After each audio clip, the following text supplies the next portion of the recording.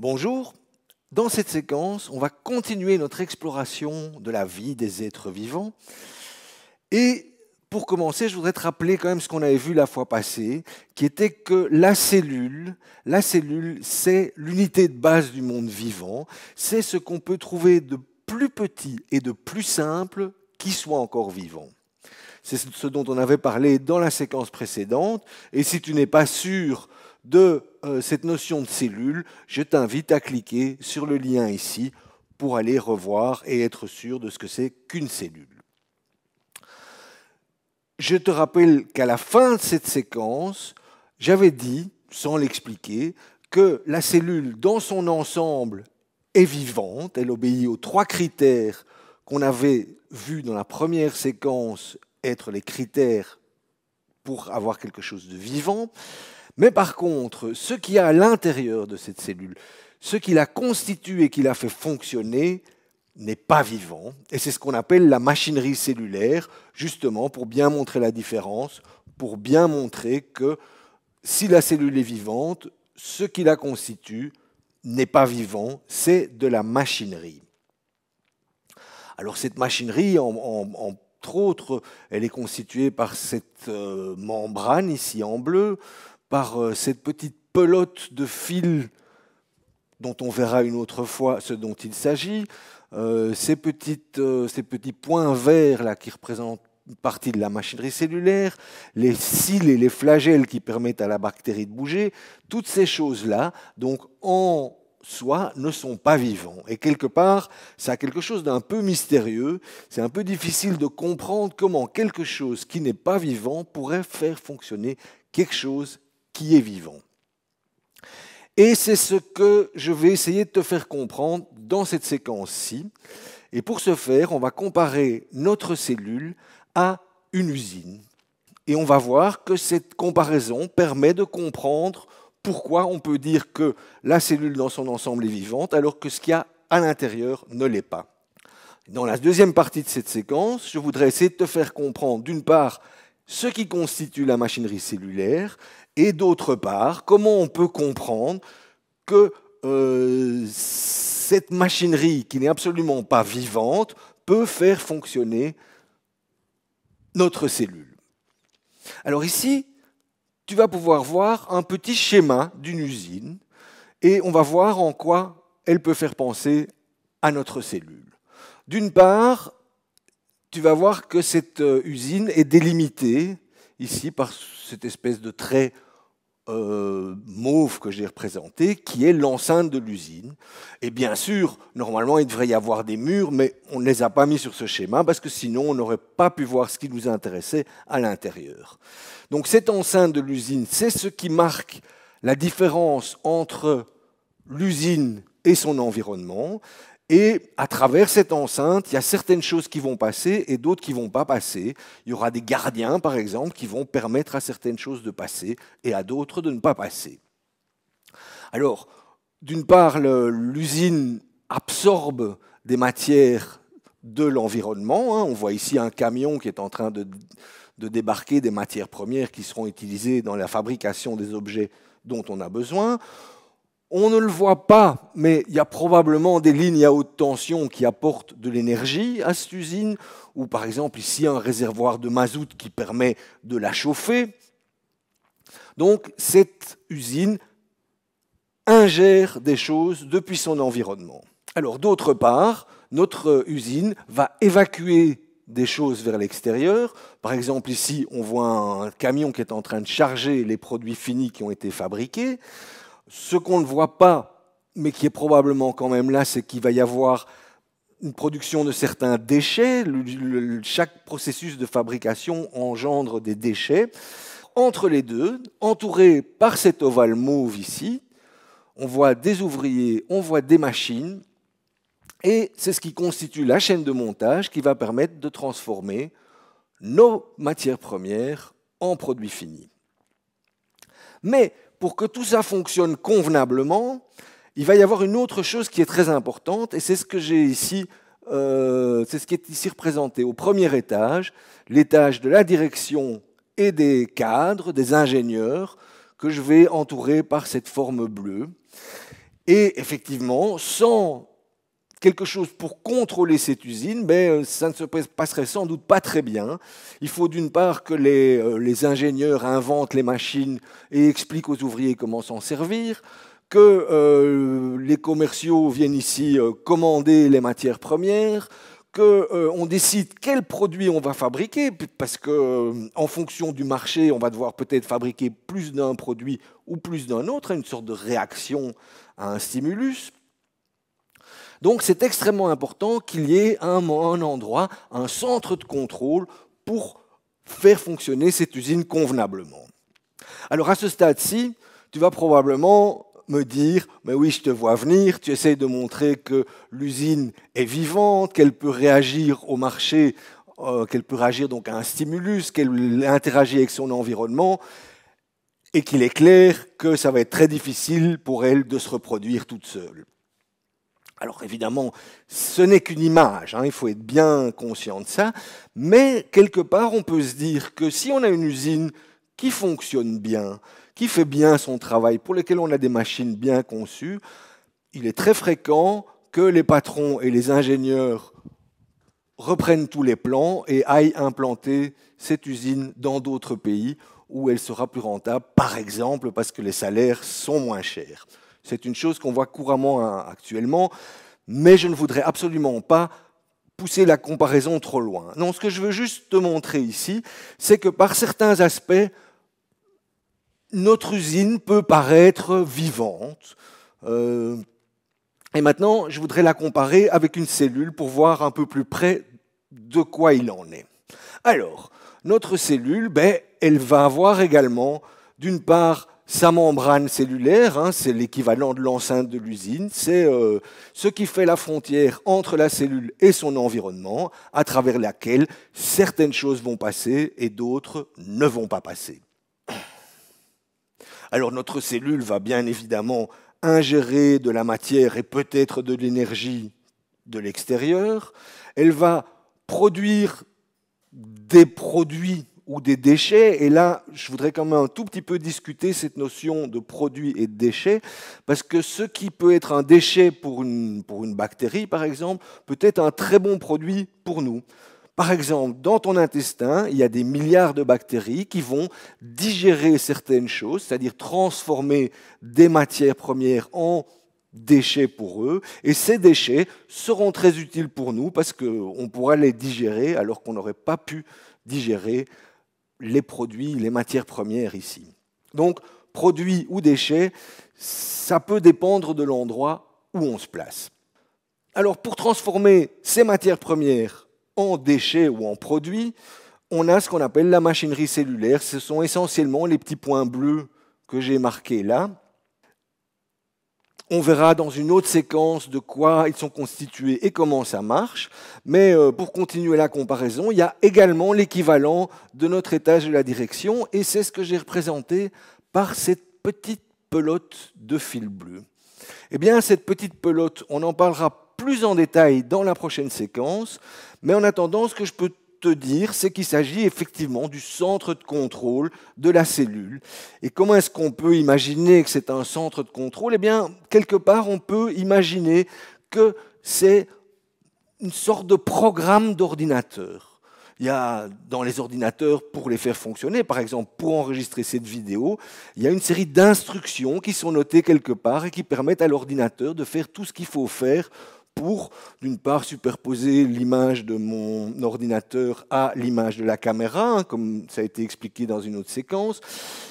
Il y a toute une série d'instructions qui permettent à l'ordinateur de fonctionner. Eh bien, quelque part, c'est un peu la même chose dans la cellule, sauf que ce programme ici, c'est représenté par une petite pelote de fil bleu dont on verra la prochaine fois de quoi il s'agit. Alors, la question suivante que je vais me poser, c'est qui sont les acteurs? Qu'est-ce qui fait fonctionner notre usine? Et ça, je suppose qu'avec les schémas, tu auras compris qu'il s'agit d'une part d'humains et d'autre part de machines. Alors, si c'est clair que les machines ne sont pas vivantes, tu vas évidemment me dire, oui, mais les humains sont très vivants. Pourquoi est-ce que tu essayes de me dire que les humains qui font fonctionner notre usine ne sont pas vivants? Ce que je veux dire, c'est que les humains tout seul, un ouvrier tout seul, le patron tout seul, aucun de ces acteurs ne serait capable de faire fonctionner l'usine toute seule, c'est-à-dire qu'il n'y aura absolument pas de transformation de matières premières en produits finis si notre usine n'est occupée que par un seul ouvrier ou par une machine ou par le patron tout seul. Donc, nos humains ne sont pas vivants au sens de l'usine. Alors, au niveau de la cellule, qui est-ce qui fait fonctionner tout ça? Qu'est-ce qui est l'équivalent des humains et des machines qui font fonctionner notre usine? Eh bien, dans la cellule, ces acteurs, ce qui fait fonctionner la machinerie cellulaire, ce sont des molécules biologiques. Et là, probablement que tu vas me dire que c'est un grand mystère pour toi, que tu ne sais pas ce que c'est qu'une molécule, et donc forcément encore moins une molécule biologique, et c'est ce que je vais essayer de t'expliquer maintenant. Dans molécules biologiques, d'abord, il y a molécule. Qu'est-ce qu'une molécule? Eh bien, c'est comme ça que les chimistes appellent un assemblage d'atomes. Alors peut-être que les atomes sont tout aussi mystérieux pour toi que les molécules, mais on en parlera dans d'autres séquences en chimie. Pour le moment, je voudrais juste essayer de te faire comprendre le principe. Et pour ça, je vais te faire un petit schéma, un petit modèle, et je vais te présenter une molécule d'eau. Voici un petit modèle de molécule d'eau. Et donc la molécule d'eau, ce sera la plus petite partie qui est encore de l'eau dans ton verre d'eau. Et tu dois t'imaginer que dans un verre d'eau, il y a à peu près 10 000 milliards de molécules. Ce qui veut dire qu'elles sont évidemment très très petites, que tu ne pourras jamais les voir ni à l'œil nu, ni avec un excellent microscope, et que donc ce que j'ai dessiné ici, c'est vraiment un petit schéma, un modèle pour te faire comprendre. Et tu vois que cette molécule d'eau est constituée de 3 petites boules, 2 blanches et une rouge. Et ces 3 petites boules sont des représentations des atomes qui constituent cette molécule. Et tu vois que donc là, il y a une boule rouge qui est un atome d'oxygène et 2 petites boules blanches qui sont 2 atomes d'hydrogène. Et c'est pour ça que les chimistes donnent une formule chimique à l'eau qui est H2O. Donc H pour les atomes d'hydrogène, et on voit qu'il y en a 2, et O pour l'atome d'oxygène, et on voit qu'il n'y en a qu'un. Alors, l'eau n'est certainement pas une molécule biologique, même si elle a énormément d'importance pour la vie, comme on le verra dans une autre séquence. Eh bien, l'eau est un peu simple pour être considérée comme une molécule biologique. Généralement, les molécules biologiques sont plus complexes que ça, et je voudrais t'en montrer quelques exemples, d'une part pour voir un peu mieux ce dont on parle, et d'autre part pour essayer de comprendre comment une molécule, comment un assemblage d'atomes peut faire fonctionner quelque chose de vivant. Un premier exemple que je vais donner de molécules biologiques, c'est le glucose. Tu vois que c'est déjà un peu plus complexe que l'eau, et tu vois qu'en plus des atomes d'oxygène en rouge et d'hydrogène en blanc, il y a des atomes de carbone en gris, et ce qui fait que quand on les compte tous, on voit qu'on a 6 atomes de carbone, 12 atomes d'hydrogène et 6 atomes d'oxygène. Donc la formule chimique du glucose serait C6H12O6. Et le glucose est extrêmement important parce que c'est utilisé comme source d'énergie à peu près par tous les êtres vivants. Et c'est ce qu'on trouve dans le sucre. Enfin, le sucre que tu mets dans ton café est un peu plus complexe que ça, mais en gros, c'est effectivement ce qu'on appelle un sucre. Alors, autre exemple de molécule biologique, je te parle ici de la cystéine. Alors, la cystéine, si on la regarde ici, c'est à peu près le même genre de structure, sauf qu'en plus du carbone, de l'oxygène, de l'hydrogène, on a une petite boule bleue ici qui est un atome d'azote, qui représente par la lettre N. Et il y a également ici une petite boule jaune qui est un atome de soufre qu'on voit ici. Et si je te présente la cystéine, d'abord, d'une part, c'est pour te montrer qu'effectivement, dans les molécules biologiques, on a également de l'azote et du soufre. Et en plus, parce que cette molécule de cystéine, c'est ce qu'on appelle un acide aminé, c'est-à-dire qu'il servira de base à la construction des protéines. Alors je suis sûr que les protéines, tu as déjà entendu parler de ça. Eh bien, les protéines sont des longues chaînes d'acides aminés, donc pas forcément tous de la cystéine, hein, c'est des acides aminés différents. On verra ça une autre fois parce que les protéines sont extrêmement importantes et font vraiment un chapitre à part entière. Alors, autre exemple de molécule biologique dont tu as sans doute déjà entendu parler, il s'agit du cholestérol. Et le cholestérol, tu vois que c'est déjà une molécule plus grosse. Et surtout, on voit que si on compte les atomes et qu'on donne sa formule qui est C27H46O, eh bien, on ne va pas vraiment pouvoir dire quelle forme a cette molécule de cholestérol si on a uniquement cette formule. Il y a effectivement plein de manières d'agencer 27 atomes de carbone, 46 atomes d'hydrogène et un atome d'oxygène, dont on aura seulement une façon qui donnera cette molécule de cholestérol. Donc, quelque part, à un moment, on va devoir abandonner cette numération simple des atomes parce que notre formule chimique ici ne nous donne qu'une très faible idée de ce qu'est notre molécule de cholestérol. Bon, on pourrait continuer cette énumération qui est littéralement sans fin parce que tu te rends compte qu'il y a des milliards de molécules biologiques différentes en voyant les arrangements de ces atomes, d'autant qu'ici on ne parle que de molécules très très simples, mais que tu verras dans la suite que ça va se complexifier de plus en plus. Mais je voudrais te montrer encore un exemple. Et cet exemple, c'est une molécule de phospholipide. Alors j'ai déjà dû la réduire un petit peu parce qu'elle devenait vachement grosse, elle n'aurait pas tenu dans tout l'écran.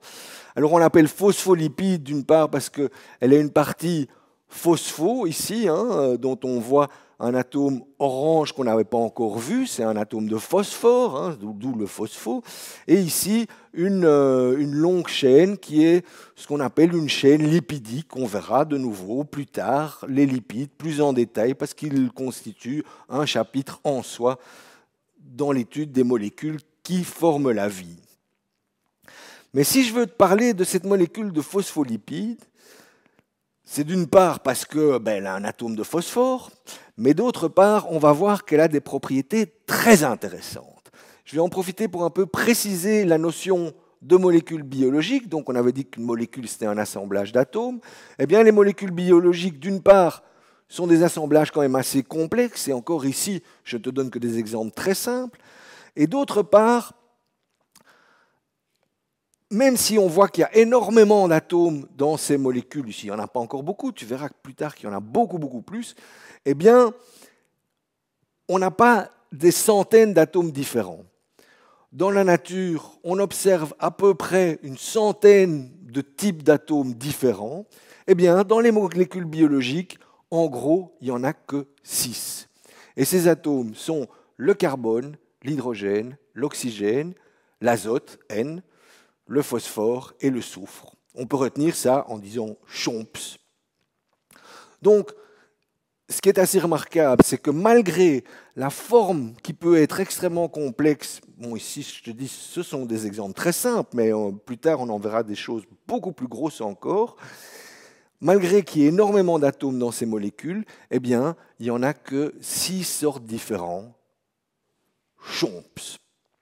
Alors maintenant, je voudrais essayer de te montrer par un exemple, qui est l'exemple de notre molécule de phospholipide, comment quelque chose de très simple, qui est un assemblage d'atomes, un produit chimique en quelque sorte, comment quelque chose d'aussi simple peut avoir des propriétés extrêmement importantes pour la vie. Et pour ça, il faut que je te dise que cette molécule est constituée de 2 parties très différentes. D'une part, elle a une tête ici qui est ce qu'on appelle hydrophile, c'est-à-dire la racine grecque, hydro c'est l'eau et phile c'est qui aime. Et donc cette partie, ces atomes-là, aiment bien l'eau, ils se sentent bien dans l'eau. Et par contre, on a ici une autre partie qui est la longue queue ici de chaîne carbonée, qui elle, au contraire, est ce qu'on appelle hydrophobe, c'est-à-dire hydro de nouveau l'eau et phobe qui n'aime pas, qui a peur, qui n'est pas content, et donc cette partie de la molécule n'aime pas l'eau. Alors c'est clair que pour le moment, je vais te demander d'accepter ça. Je t'expliquerai ça dans une autre séquence en chimie, pourquoi une partie aime l'eau et pourquoi une autre partie n'aime pas l'eau, mais pour le moment, je te demande d'accepter ça. Alors, si maintenant je mets des phospholipides dans l'eau, donc je les ai représentés avec leur petite tête ici, hydrophile en rond, et leur queue hydrophobe en spaghetti, si je les mets dans l'eau, ben, ils vont s'essayer de s'arranger le mieux possible pour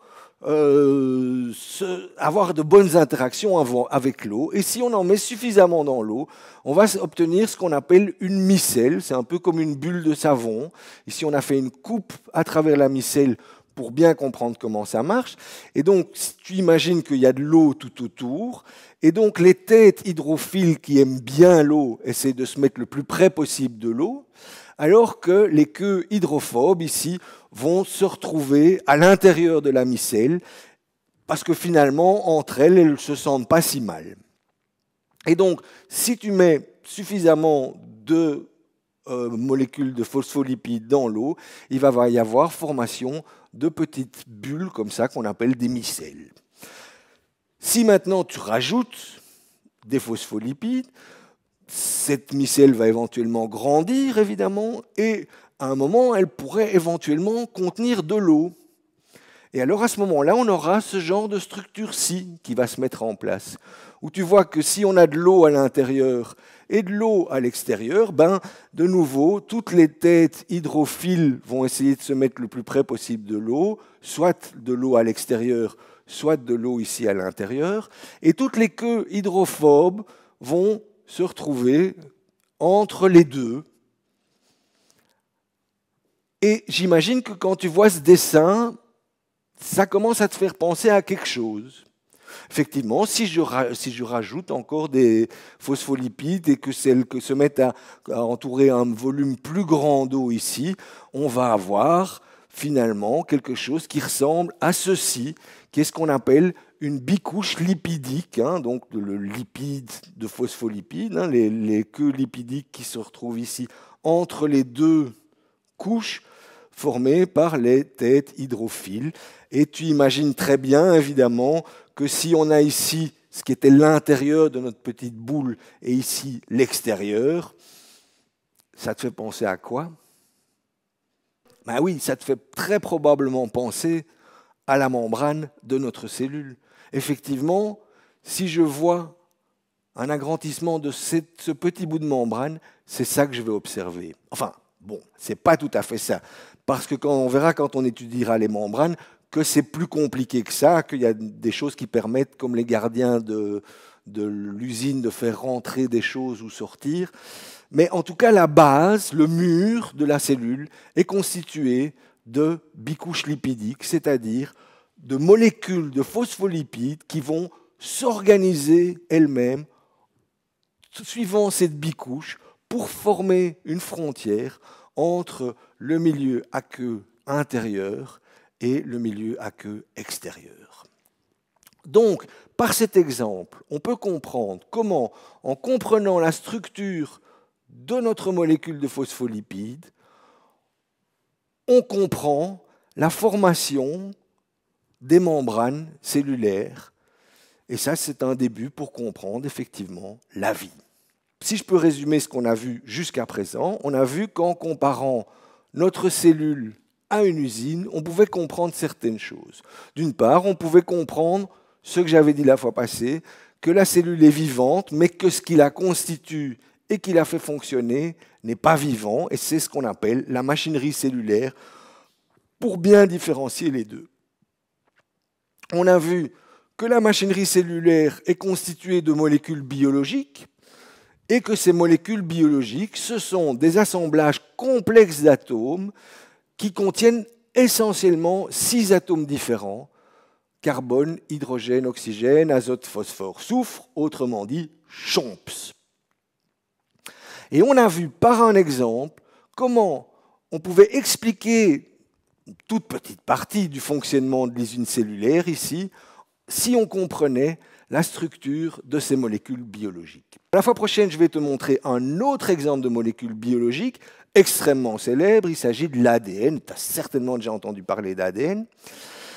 Et je voudrais essayer de te faire comprendre comment la structure de notre ADN peut expliquer d'une part qu'il contient le programme qui fait fonctionner la machinerie cellulaire, et d'autre part que sa structure lui permet de se reproduire, de se dupliquer facilement, ce qui est évidemment tout à fait important pour comprendre la reproduction cellulaire et donc la vie. Je te remercie pour ton attention et je te dis à bientôt.